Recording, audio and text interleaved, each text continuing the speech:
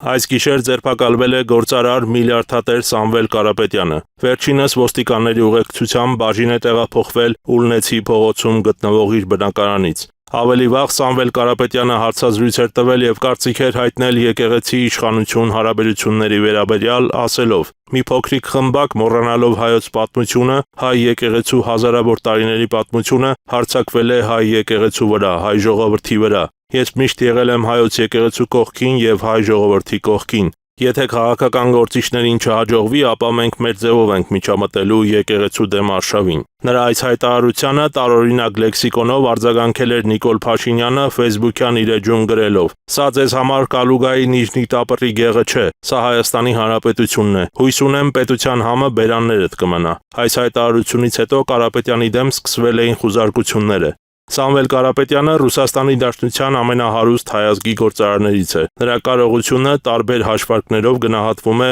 շուրջ 3 միլիարդ ԱՄՆ դոլար։ Բացի այդ, նա ընդունված մարդ է նաև Ռուսաստանի իշխանությունների համար։ Սամվել Կարապետյանի ձերբակալությանը անդրադարձել էր Ռուսաստանի արտգործնախարարության պաշտոնական ներկայացուցիչ Մարիա Զախարովան, ասելով, որ Մոսկվան ուշադրությամբ հետևում է Ռուսաստանի քաղաքացի Կարապետյանի շուրջ ստեղծված իրավիճակին, որին Երևանում սպառնում են գրեթե ձերբակալությամբ տարօրինակ պատրվակներով։ Ինչ կարող է նշանակել Սամվել Կարապետյանի ձերբակալությունը հայ-ռուսական հարաբերությունների տեսանկյունից, դրանք ինչպիսի ազդեցություն կունենան, հարցրինք արտակարգ դեսպանորդ եւ լիազոր նախարար Էդգար Ղազարյանին։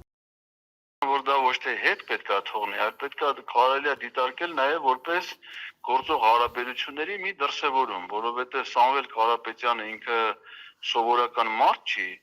եւ սովորական քաղաքացի չի ոչ Հայաստանի Հանրապետության համար եւ ոչ էլ Ռուսաստանի Դաշնության համար։ Նա խոշոր հարկ վճարող ընկերությունների սեփականատեր է եւ ամենաազդեցիկ հայազգի գործարարն է, որը ձեռնարկատիրական գործունեությամբ զբաղվում եւ Հայաստանում եւ Ռուսաստանում, որը նաեւ բարեգործական բազմաթիվ այլ սոցիալական ծրագրեր է իրականացնում եւ Հայաստանում եւ Ռուսաստանում։ Հետեւաբար նա նաեւ սեփականատերն է հանդիսանում մի ընկերության, որը հանդիսանում է Հայաստանի տնտեսական խոշորագույն ենթակառուցվածքներից մեկը։ Եվ կարծում եմ, որ նրա նկատմամբ այս հանիրավի հետապնդումները դրանք պատահական չեն իրենց բնույթով եւ արդեն իսկ պայմանավորված են հայ-ռուսական հարաբերությունների վիճակով, որովհետեւ Ռուսաստանի հանդեպ հարգանք ունեցող պետությունը չէր կարող նման հանիրավի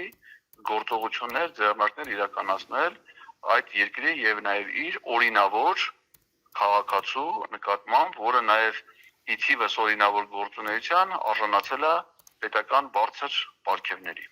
Նիկոլ Փաշինյանը հայտարարեց, որ բացի Սամվել Կարապետյանին ազատությունից զրկելուց, պատրաստվում է նաև նրանից խլել Հայաստանի էլեկտրական ցանցերը։ Այս առիթով Նիկոլ Փաշինյանը հետևյալ գրառումներ արել Facebook-ի իր էջում։ Ասում է. «Թքած ունեմ իրենց վրա էլ, իրենց հեծի վրա էլ։ Այսինքն այս մարդիկ հեծը իրենցը չեն համարել։ Եվ թքած ունեն այդ ռազմավարական նշանակության հիմնարկի, նրա սպառողների ու աշխատակիցների վրա, որովհետև եթե հեծը իրենցը չէ, ումն է, ուրեմն նրա սպառողներինը, նրա աշխատողներինը, ասել է թե ժողովրդինը, որովհետև ողջ ժողովուրդը կամ հեծի սպառող է, կամ աշխատակից։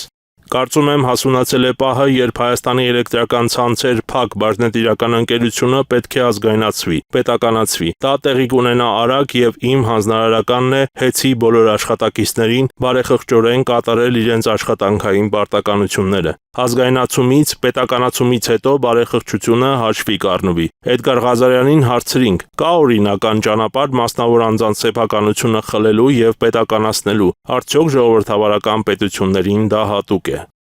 Դա միայն բռնապետության պայմաններում, շուկայական տնտեսության պայմաններում դա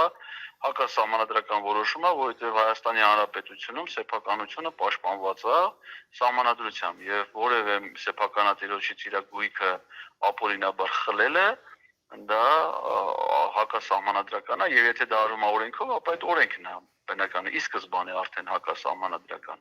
Սա նաեւ ինչ է նշանակում, որ Հայաստանում որևէ բիզնես երաշխավորված չի։ Նույն ձևով Նիկոլ Փաշինյանը կարա ենթադրենք ասի այն Վարշավիրանոցը, որտեղ որ ինքը ժամանակ առ ժամանակ այցելում է, դժգոհի, ասենք իր Վարշավերի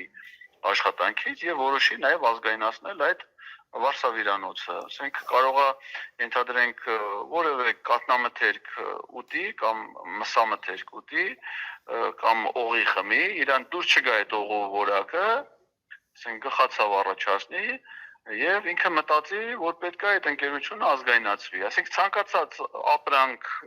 օգտվելուց, ծառայություններից օգտվելուց ինքը կարա որոշակի դժգոհություն ունենա եւ որոշի, որ այդ ընկերությունները պետք է ազգայնացնել։ Այսինքն դա նշանակում է, որ Հայաստանում բիզնես այլևս գոյություն չունի, այստեղ չի կարող որևէ երկիր, ասենք որևէ գործարար ներդրումներ անի, որովհետև գիտի, որ այստեղ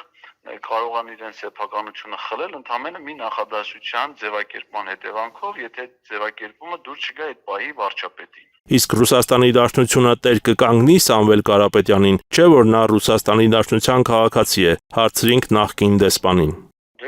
Կարծում եմ, որ արտգործնախարարության անունից հայտարարությունը դա պատահական չի ինչու՞մ, այսինքն նրանք արդեն հայտնել են, որ